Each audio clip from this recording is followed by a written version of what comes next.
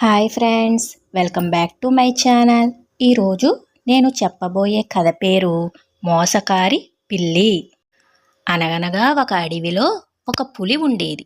ఒకరోజు అది ఆహారం కోసం బయలుదేరింది. దారిలో దానికి ఒక అడవి పిల్లి ఎదురైంది. ఆ అడవి పిల్లి కూడా చాలా ఆకలితో ఉంది. ఆహారం కోసం వెతుక్కుంటుంది.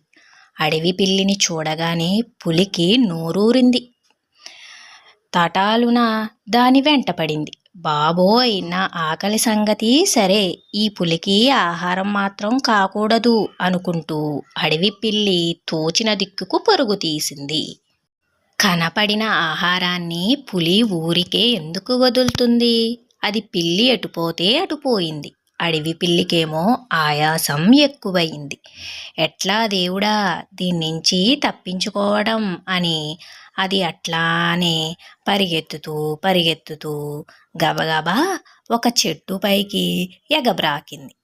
అంతకు ముందు రోజే పులి కాలికి ఓ ముళ్ళు గుచ్చుకొని నొప్పు చేసి ఉన్నది.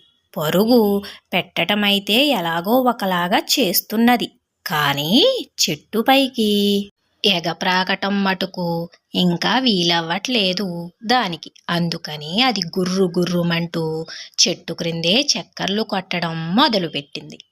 ఆ చెట్టు కొమ్మ మీదే కోతి ఒకటి నిద్రపోతున్నది. అడవి పిల్లి రాకతో దానికి నిద్రభంగమై కళ్ళు తెరిచి చూసింది.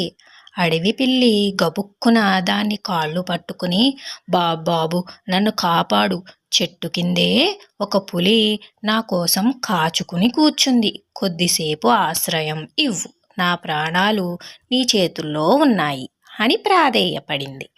కోతి పాపం మంచిది. అడవి పిల్లిని క్రిందకు తొయ్యకపోతే పులికి కోపం వస్తుందని దానికి తెలుసు.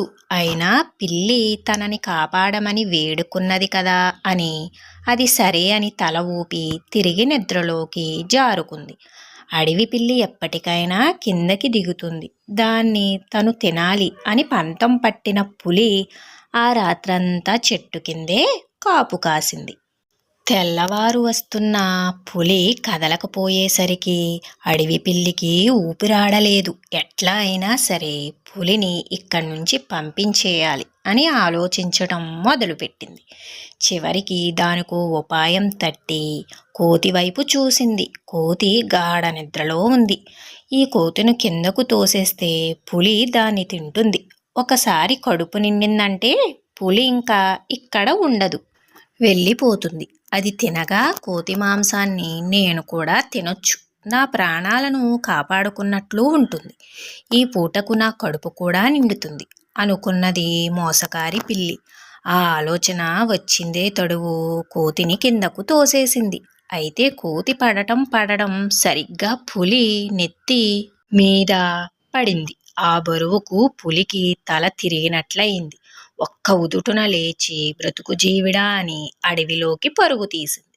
నిద్రమత్తు వదిలిన కోతికి జరిగిందేమిటో అర్థమయ్యేందుకు ఒక్క నిమిషం పట్టింది. అంతే, అది ఆవేశంగా చెట్టు ఎక్కి అడవి పిల్లి గోవ మీద ఒక్కటిచ్చింది.